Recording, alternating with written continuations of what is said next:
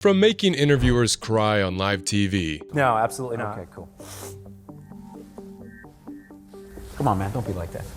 To completely humbling them. Listen, you're one of those guys, you don't need compliments. You actually need to be pulled down a little bit to be tethered. Here are 11 times Bill Burr put rude interviewers in their place. Starting off with Dylan Gandino, who didn't know what not to mention in a 2008 interview. They're not, I'm feeling like Richard Nixon. Remember when he debated JFK? I remember. JFK sat there like this, he's all tanned up, and Richard Nixon stood there like that with his senatorial ball bag hanging out.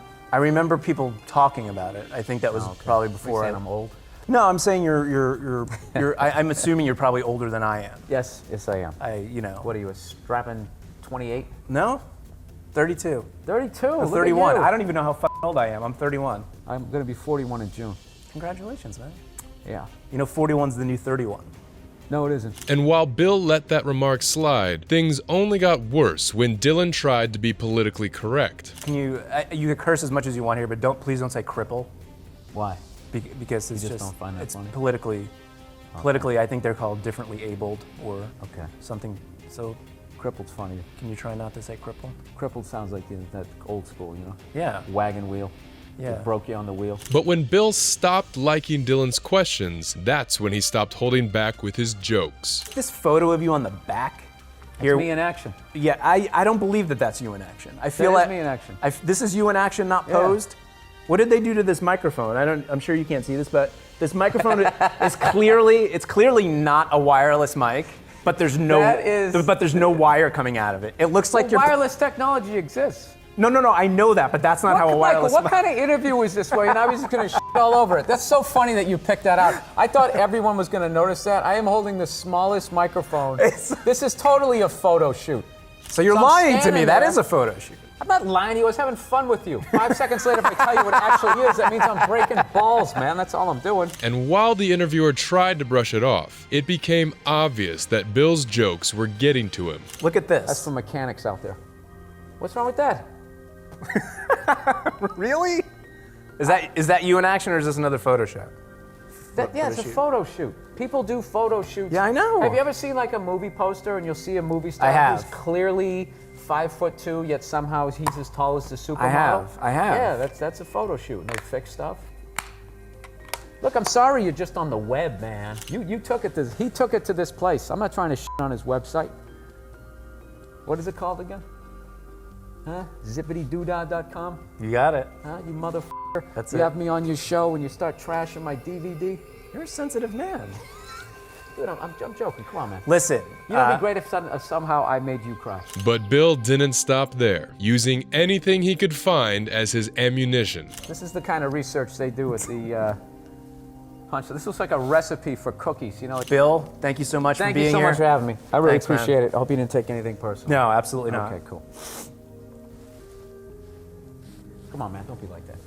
Look at me, comforting. See that? Be a goddamn man. Take it. Fans immediately called out the interviewer for his unprofessionalism. Wow. Worst interviewer ever. Picked up no cues, kept making it about himself, and couldn't lead or draw out a funny convo. Just abrasive.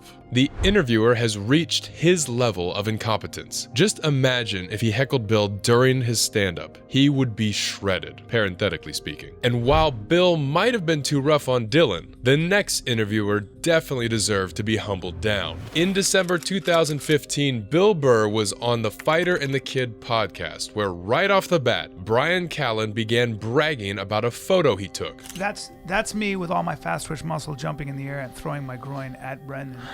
So you're quietly impressed with that? No, it's just an interesting photo. No. It's an interesting photo. All right. Really. Listen, All right. you're one of those guys, you don't need compliments. You actually need to be pulled down a little bit to be tethered. I give myself to something. And I would say that it betrays an underlying insecurity, but there isn't with you. You're just full on ego. I'm a full on ego. yes. Like you probably thought that was an ugly sweater until you put it on. Well, And then you're just like, yeah, no, I'm totally rocking this right now. As if bragging wasn't enough, the interviewer tried to belittle Bill's accomplishments. Now, part of the reason you're successful, I think, and you sold out Madison Square Garden, which is amazing, but I think a lot of it has to do with the fact that you have red hair, yes? I mean, I feel like if I had been a little bit more red, because you're kind of a minority, so the media opens up for a minority like yourself. But what pushed Bill over the edge was when Brian's humble bragging started affecting his co-host. I can't slip a punch. Well, but that's my life. I box, and the reason he always says, "Why are you boxing? Why are you sparring?" I'm so bad, but I do it. I was trying to get to the point. I do it because I'm afraid of it, and I'm not. Can I talk to the professional fighter? Yes, not the comedian. Yeah, please, See how the ego? He just jumps in like, "Oh, I must be talking to Brian." Bill, welcome to. I'm talking about being bad at it. I'm talking about I'm not good at it, and that's why it puts me in that position. But you still took the spotlight. I was clearly talking to the professional. And when Brian was talking about his wife, Bill immediately took the opportunity to land in another roast. Except for you were just complaining about the bread, how we're in this beach house, there's not enough bathrooms in the house. You complain about everything, and you let it be known. You've got to let everybody know. I'm not like that. I'm always like that. I say that all the time. I'm a disaster. I say all the time. Can you imagine living with Brian? I'm a disaster. Dude, you know what's funny? I hate 90% of the time you talk to Brian, he sounds like a fighter selling an upcoming pay-per-view, and all he's doing is talking about himself. Yeah. It's like there's no other fighter that he's talking about. He's just talking about how awesome he is. Yeah. It's like, listen. But I hate myself at the same time. Ali without Frazier. It's just like, okay, just going. Who are you fighting? Who are you competing? Nah, I'm just talking about how awesome I am. And the punches just kept coming in. I'm sorry that I don't know you well enough, but I want to take our friendship to the next level, and I want to start today. So if you give me One your of the great address. things about when you get in your 40s is you know to steer clear of this, where you're just like, this is just going to be, this is going to be at least 8 hours a week on the cell phone of me not getting that I need done. You don't need new friends in your 40s. Like John Stamos. You need actually get rid of about 4 or 5. 100%. And just like how Brian kept talking over his co-host, Ethan Klein had the same issue and got what was coming for him. In September 2018, Bill came to Ethan Klein's H3 podcast, and Ethan's nervousness was visible right from the start. To whatever Comic-Con of podcasting, would you be nervous? Yes. All right. Well, you're an apprehensive talking person. to a nervous guy. I'm so neurotic. I'm nervous. I'm nervous right now. Okay. Very nervous. I don't think that's going to help. How do you? Was there ever? No. Trust me. I'm on edge. And it wouldn't take long for his nervousness to turn into awkward questions. You're already worried about your daughter being sexually assaulted. You know. How old's your daughter? I don't think that is. I think that's you projecting your OCD on me. While the interview did get better, it didn't take too long for Ethan to go back to square one. You're pretty perceptive. You think you care about your own child. Listen, more than that, okay? I don't know, dude. The internet's too weird to give out all that information. Oh, you don't even want to say how many because you're afraid that it will somehow by all means, compromise keep your talking privacy. about it. Is there anybody you can cut this out? I'm honest, dude. Like, seriously? Yeah, no, dude. There's lunatics out there. Okay. Whoa. Off the air, I'll tell you. All right. Jeez. I love how surprised he is. Jeez. Well, you can mention the amount. Absolutely crazy people out there. Okay, yeah. No, I'm not. What you have to do is just consistently lie. After seeing how Ethan wasn't going to improve, Bill decided to stop holding back. That's stuff that we've made videos about. Good hair. So, I mean, you're very protective of your hair. What else is going on in the world? I want to ask you about this. This is one of the first times I heard about you. I was in college, I think, at the time. It was when you were getting booed by thousands of people in Philly. I was like, when you said my favorite YouTube video, I was like, oh God, not the Philly thing again. And then you did the Sherry's Berries. I was like, I love this podcast. Now I hate you.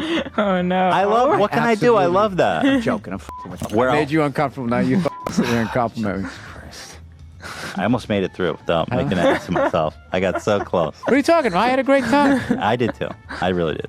I hope you did. I'm worried about you. I did. I'm playing it up. I'm playing it up. All right. But I'm trying to be funny, but... we are all worried about him. Oh my God. Now it got real. It's very... We have that dog, man. You got something to live for, right? She's just looking at that dog's eyes.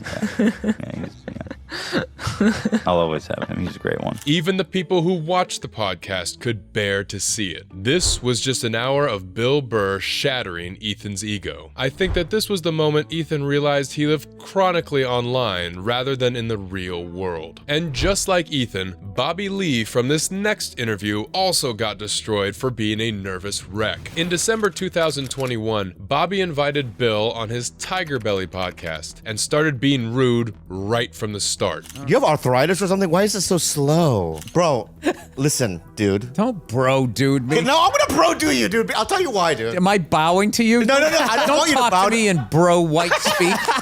Listen, bro, dude. What are you fucking doing here? I'm not afraid, bro. And check it out. I'm gonna keep doing it. Here's the deal, dude, all right? I know you're Papa Bear. I know what your move is. You keep moving your feet. That's the distraction, so I pay attention to what you're saying. Oh, I see. You have 9 different positions since you've started this sentence. Things wouldn't stop there, as Bill grabbed every opportunity to humble Bobby. Mine, maybe. But I've never had a special. Is that because you don't feel special? Oh, that could be. I think that's That was it. what he just said. Kind of real, huh? Really cut into it. Oh, that hurt.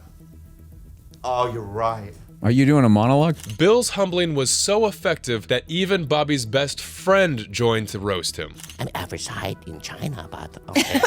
I'm internalizing. Yeah, and there's Like, way I more guess, of you than know. there are of me, so that brings the curve down. Right. Yeah, and you're all right. Okay. I feel like you're You that been to type- China? Were you born there? You are not average height in China. First of, yes, You're short for an Asian. You're a Shazan. New special. No, I feel like you're punishing yourself for that it's not your fault. There we go. Other people did to you, so now you have, and actually it angers me because it reminds me of the times I do it to myself. Ah. There you go. All right, with your acorn hat. So what? And by the end of the podcast, it was clear that Bill was close to being done with Bobby's antics. So give me something that I could say. Why don't you give me a sentence? All right. All right, try saying do your Bob. do your job. Do your job. What was that? Chinese. Hey, do your job. No, that sounds Asian, right? Like Asian New York. Yeah. No, just think like saw. Saw. Say jaw. Saw. Jaw. What is wrong with you?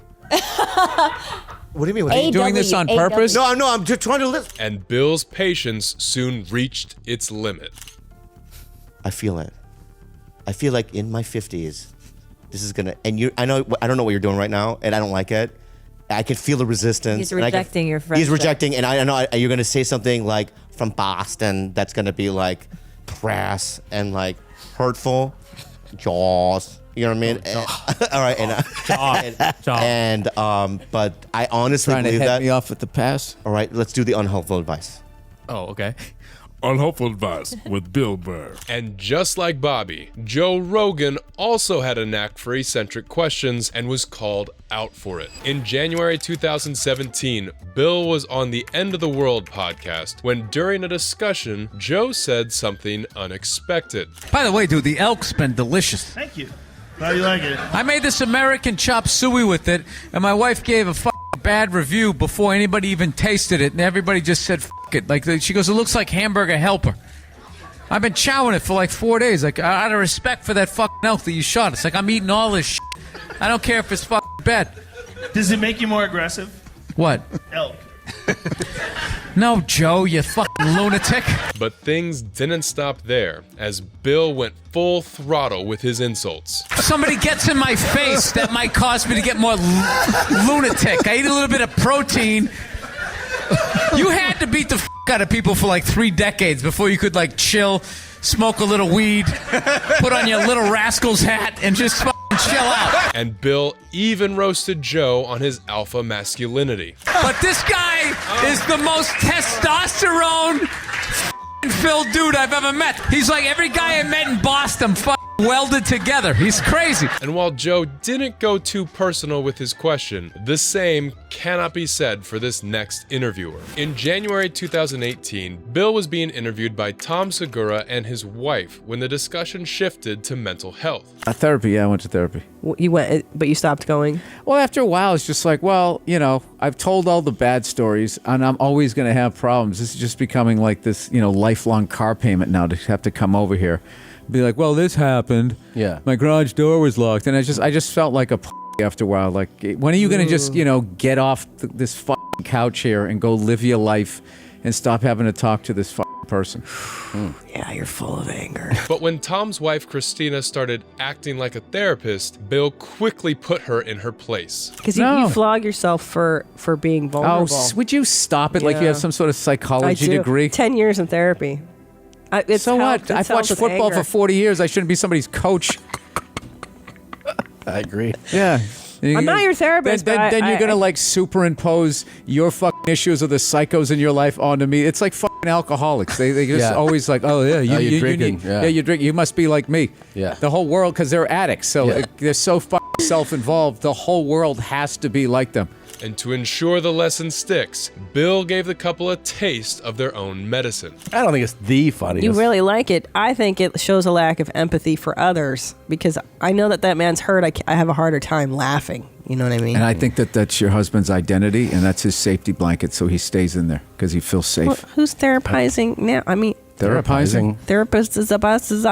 What's my safe space? Suspect that my husband is a psycho. I've heard about No, he this. is. Yeah, no, I know, and I actually completely agree. is. Yeah, and I've been trying to prove this on this show for a long time. He's just like, you know, there's like Bud and there's Bud Light. There's like Psycho and Psycho Light. Like he's not the high calorie one that can't get married and have kids. That's right. Yes, but if his thoughts were a movie, Yep. yeah, definitely NC-17. Yep, he's a functioning psychopath. Throughout the podcast, Bill took every opportunity he could to continue the joke. I hate when people hate their spouses. But you can always. Yeah, I bitch about her on stage, but I love her. I do. No, but you meant it. I saw that bit, and you meant it. All right, don't yell at me. So.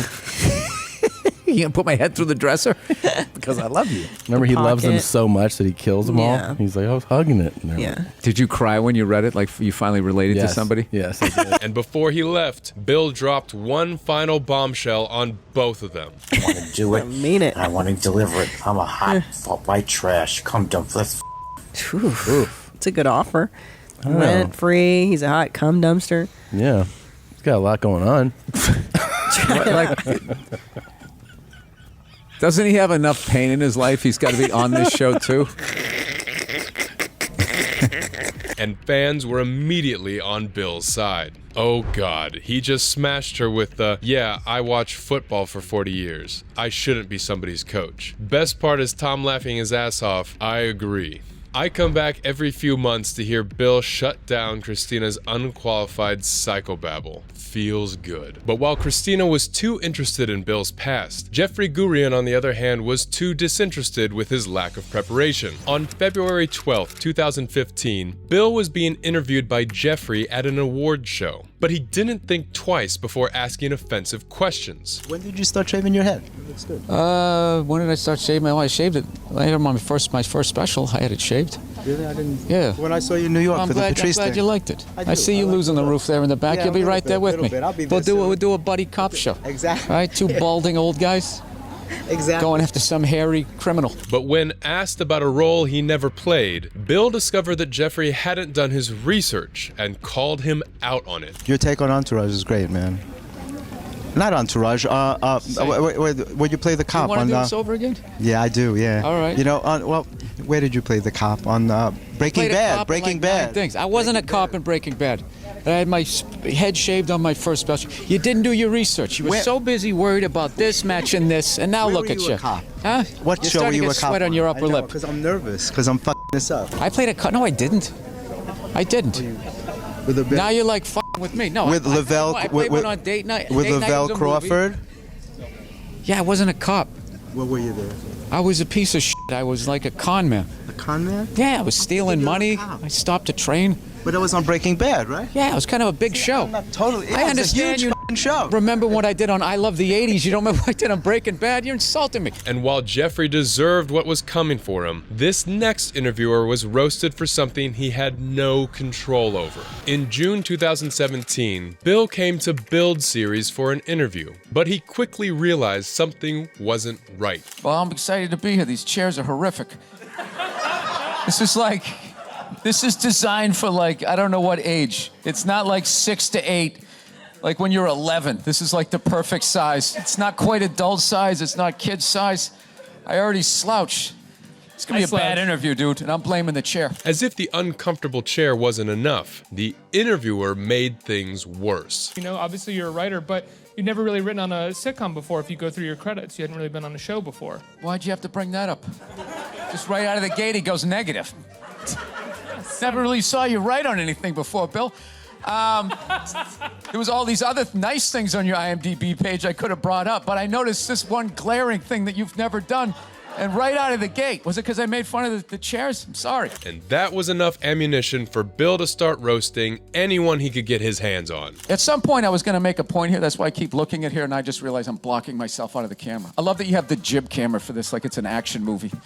Let's swoop in at these two guys sitting in these unbelievably small chairs. I literally feel like I'm gonna fall onto the floor. This is insane. You really went all out with the audience, though. They got full-size adult chairs. Are these from the 20s before they had horse tranquilizers in our food? When everybody was 5'1"? And the same joke continued throughout the interview. This is the lowest budget You know what it is? It's the rent. It's the fucking rent. You did all this stuff. You should get rid of that camera and get some chairs. What kind of chair would you prefer? Comfortable, adult-sized chair. Fans of Burr recognized his mastery of interviews straight away. Love how the first couple of things he does is call out the interviewer on the chair and questions. One of the only comics that can kill in the most awkward environment, a pro. While the Build Series interviewer didn't deserve to be roasted that hard, this next interviewer definitely did. In May 2017, Bill Burr was attending a Netflix event to promote his show and was approached for an interview. What's up, Bill? How are you, bro? What's going on, dude? It's good to meet you, man. It's nice to be on Fab TV. He already's endorsing. Thanks a lot. I don't know what it is. Is it fabulous? It's fabulous. Like fabulous. You, man. I love it. You're fabulous. I'm all right. How's your hockey, man? I'm on all right TV usually. It quickly became obvious, however, that the interviewer hadn't done his research. F is in the family. F is for family. F is for family. Jesus Christ, dude. Dude, I have low in the totem pole. I have problems. I have problems. And Bill let it slide at first, until he found out who the interviewer actually was. What's the hardest part about shooting the show? Wait a minute, do you own Fab TV? Yes, how do you know that? Because you're so friggin' dressed down. You just had that vibe. This is how CEOs, I knew it. I was just like, this guy's not by the way, dressed I had to take my host out. The cameramen are dressed better than you are. I knew it. I was just like, this guy's not a reporter. Didn't even know the name of the show. But while the Fab TV interviewer was easily let off the hook, John Lovitz didn't get the same courtesy. In February 2024, Bill was on the Monday Morning Podcast with John, and things were off to a rocky start. John Lovitz. John, wake up, buddy. Buddy. Hey, there we go. Gotta get some of this 5-hour energy to stay awake for this thing. My biggest fear was not learning how to fly it. It was ground school and the test, and because I did not do well in school, so I didn't think. But I also. And later, when they are talking about hosting shows in arenas, John's stuck with another jab. But then your back's always to somebody. It's ridiculous. Yeah, but it makes it way more intimate. Well, what do? Do you draw a little face on the back of your head? And get lips, little mechanical lips and blah, blah, blah, blah. So that I hate it. I think it's just because stupidest idea ever for a stage. Listen, just because you're limited as a performer doesn't mean you have to keep attacking my looks. But eventually, Bill had enough and popped off. You went bald. I had nothing to do with it. Blame somebody else. Listen, if you think your hair system is fooling anybody, you've had that receding hairline for 40 years and it hasn't moved. You took the back off of your hair off your back and you stuck it on your head, and now you're sitting here acting like you're better than me. You're not. You're not. I am, because it's becoming another head. All right, well, why don't you vacuum up the room with your nose? How about that? You son of a bitch. Yeah. Why don't you? You got a big shark nose. Do they close the beach when you lay on your back? Huh? You want to go old school here? Oh, you want to go down that town? Down that street? Down that town? Huh? You want to go down that street? All right. I'll do that with your fleece overcoat. Stop staring at me like you know how to fight. For every offensive joke John threw at Bill, Bill threw back a much harsher joke at him. You were Jewish, and then you tell everyone you're not, because you're just puss. Oh, come on. John, is it true that your last dog killed itself because it got so sick of the loneliness? Because of this, the fans were at awe at Bill and John's resiliency in this war. Lovitz needs to be the villain in the next Burr movie. Can you imagine these two bickering back and forth as two old dads? This wasn't a podcast. This was a roast battle. Hands down, one of the funniest back and forth in a while. And while Bill didn't really mean his jokes for John Lovitz, the same can't be said for Kevin Hart. In July 2023, Kevin invited Bill Burr on his podcast, but it didn't take long for Bill to start exposing his interviewer. Kevin Hart was somebody that I thought I was friends with, but I realized quickly that he just needed a spot at Dangerfields. And then he booked a pilot, and I don't think I talked to him again. I had like kids, and I didn't hear from you. This is what's mind blowing that people are going to love. Bill Burr. You have your own name on your fucking sweatshirt. Well, outside of that, I mean, When I are you don't gonna know why stop you don't. branding, Kev? We know who you are. I hand out hoodies to homeless people because I care about downtown LA. Go see Jumanji Part 19. The studio system has ruined you. And no matter how the interview was going, Bill didn't miss an opportunity to remind Kevin what a terrible friend he had been. Bill is a married man. He's a father now. Congrats on that, Bill, by the I way. got 2 kids. I had another one. I was going to call you, but I knew you wouldn't return the call. No. I don't think my last movie did well enough to have you send over your little heart of the city fruit basket, you piece of shit. There was a moment where we were actually going to tour together. We were going to do the black and white tour because I was almost ready to go to theaters. You had just started going to theaters. And then a week later, you went to arenas. And that's when you stopped calling me. No. That's when it was, Kev. It only got worse when Bill called out Kevin for what he did at a friend's funeral. You bugged me at the funeral. You bugged me. I did. Because you showed up. You were wearing like a pair of Jordan 1s. You looked like you were going to do a spot at Caroline's. I'm like, that's what I said. I go, Kev, this is a funeral, man. You're dressed like you're going to go do a spot at Stand Up New York. And this is what you said. You go, no, Bill, I'm dressed like the comic who made it. You said that at a funeral. I was like, I know this guy's an asshole. I didn't know he's that much of an asshole. This just goes to show how brutally honest Bill Burr is, no matter who he is talking to.